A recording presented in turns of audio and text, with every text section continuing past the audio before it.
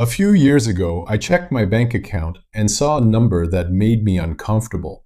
$1,247. That was everything I had. Not $1,247 in savings with another account somewhere holding an emergency fund. $1,247 total. And the strange part was that I wasn't making minimum wage. I had a normal job, a normal salary. I was making enough money that, at least on paper, I should have been doing fine. But somehow, every month ended the same way.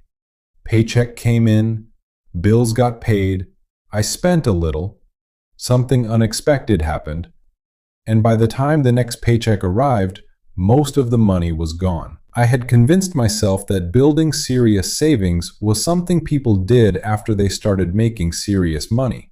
Maybe when I got a promotion, maybe when I crossed $80,000 a year, maybe when I finally had the perfect budget. So I kept waiting. And then something happened that changed the way I thought about money. I stopped asking, how can I make more money? And started asking, why does the money I already make disappear so easily? That question eventually led me from $1,247 to my first $100,000. And no, I didn't become a millionaire overnight. I didn't start a business. I didn't get a massive promotion. I didn't win anything. I simply changed the way my existing income moved through my life. And the first step was admitting something I didn't want to admit. I had no idea where my money was actually going. I knew my monthly income. I knew roughly what my rent cost. I knew my car payment. I knew my phone bill. But everything else was a blur. Food, shopping, subscriptions, entertainment, random purchases, little expenses that didn't seem important individually. The problem wasn't one giant expense. It was hundreds of tiny decisions that never felt important enough to question. So I decided to do something incredibly simple. For the next 30 days, I wasn't going to try to save more. I wasn't going to cut anything. I wasn't going to create some complicated budget. I was just going to watch every dollar, every purchase, every automatic payment, every time I pulled out my card, and the results were embarrassing. I discovered that I was spending almost $300 a month on restaurants and delivery, not because I had decided I'm going to spend $300 on eating out. It happened $18 at a time, $24 here, $31 there. A quick lunch because I was busy, delivery because I didn't feel like cooking, coffee because I was already out. None of those purchases felt expensive. Together, they were. Then I found something even more interesting. My lifestyle had slowly expanded every time my income increased. When I got a small raise, I didn't save the extra money. I found ways to spend it. A slightly nicer apartment, a newer phone, more subscriptions, more dinners, more convenience. I hadn't become irresponsible. I'd simply allowed my spending to grow quietly. And that's when I realized something. I didn't have an income problem. I had a lifestyle problem. But I wasn't going to solve it by making my life miserable. Instead, I decided to create a number that would leave my account every month before I had a chance to spend it. At the beginning, I chose 500, not because 500 was some magical number, because it was a number I could realistically maintain. The first month, 500 moved automatically into a separate savings account. The second month, another 500, then another, and something unexpected happened. I stopped thinking about the money. Before that, saving required a decision. At the end of the month, I'd look at my balance and ask, Can I afford to save 500? Usually the answer was no. There was always something else the money could be used for. So I changed the question. Instead of asking whether I could save what was left over, I saved first. Then I lived on what remained. That sounds like a tiny change. It wasn't, because suddenly my savings wasn't dependent on how disciplined I felt. It happened automatically, month after month. But I still had a problem. My first few months were going well, and then life happened. My car needed repairs.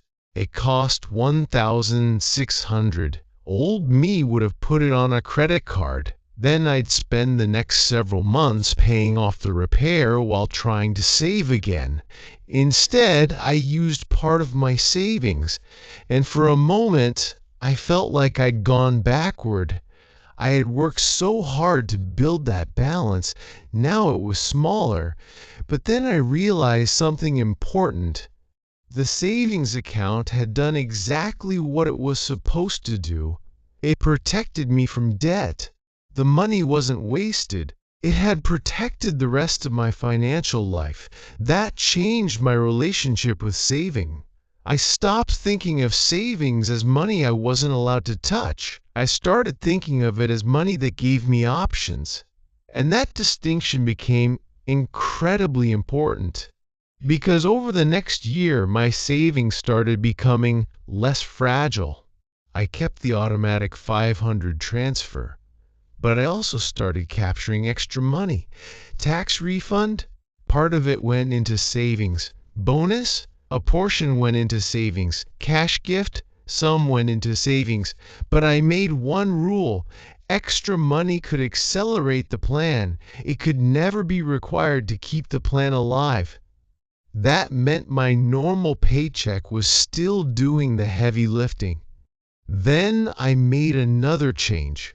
Every time my salary increased, I didn't immediately increase my lifestyle. When my income went up, I increased my automatic savings by 100. Not 1,000, not everything, just 100. That meant my lifestyle still improved. I could enjoy some of the raise. But my future improved too. This was the first time I understood what lifestyle inflation actually meant. You don't have to stop enjoying your money, you just have to stop letting every increase in income automatically become an increase in spending. After a while, something strange happened. Saving became boring. And that was exactly what I wanted. I wasn't constantly checking my account. I wasn't looking for the next financial hack. I wasn't downloading another budgeting app. Money was simply moving in the background. Paycheck arrived, savings moved, bills were paid. I lived on the remainder. Then it happened. I crossed 10,000. The number felt bigger than I expected, not because 10,000 had suddenly changed my life, but because it proved something. I could actually keep money. For years I had believed I was someone who couldn't save. Now I had evidence that I could. Then came 20,000, then 30,000. And this is where the psychology changed again. At 1,000, every unexpected expense felt enormous. At 10,000, an emergency was uncomfortable. At 30,000, an emergency was a problem I could solve. The money wasn't just growing, it was reducing the amount of fear in my life, and that gave me something more valuable than a bigger bank balance: time. I no longer had to make every financial decision based on what happened this month. I could think about next year. Then I reached another turning point. I realized that keeping all of my growing savings in cash forever wasn't necessarily the end goal. The first stage had been building a financial foundation: emergency savings, stable cash flow, controlling spending, avoiding unnecessary debt. But once the foundation became strong enough, I wanted some of my money to start working too. So I began learning about long-term investing. not day trading, not trying to predict which stock would explode next, not chasing whatever investment was trending online. I focused on simple, diversified, long-term investing. The goal wasn't to get rich quickly. The goal was to give my money enough time to grow. And this is where my original goal changed. At first, I wanted to save 100,000. Eventually, I realized the real goal wasn't simply having 100,000 sitting somewhere. The real goal was becoming the kind of person who could build 100,000 and keep building, because hitting a number once doesn't mean much if you immediately fall back to zero. So I kept the system: automatic saving, controlled lifestyle, inflation, emergency reserves, long-term investing, and most importantly, I stopped making my financial future dependent on motivation. There were months when I was excited about saving. There were months when I wasn't. The system didn't care. It kept running, and that's something I wish I had understood much earlier. You don't need to be motivated for 10 years. You need a system that still works on the days you aren't motivated. Eventually, the balance crossed 50,000, and that number felt different. At 10,000, I felt like I was finally getting control. At 50,000, I felt like the person I had wanted to become was already here. I wasn't waiting for a future version of myself anymore. I was that person, but I still wasn't finished, because halfway to 100,000 taught me another lesson. The first 10,000 had been mostly about behavior. The next 40,000 was about consistency. The final stretch was about patience. There was no dramatic breakthrough, no secret investment, no overnight transformation, just thousands of ordinary financial decisions made correctly over a long enough period of time. And then one morning, I checked the account. The number was there, 100,000. I stared at it longer than I expected, because I remembered that 1,247 balance. I remembered thinking that people with 100,000 must have some completely different life. They must earn more. They must know something I didn't. They must have gotten lucky. But standing there looking at that number, I realized something. The person who had 100,000 wasn't fundamentally different from the person who had 1,247. Same brain, same job, same basic life. The difference was what happened to the money between those 2 points. And if I had to explain the entire journey in a few rules, it would be these. First, stop waiting for a higher income to start. A higher income can help, but if your spending automatically rises with your income, more money won't solve the underlying problem. Second, save automatically. Don't make saving a decision you have to make every month.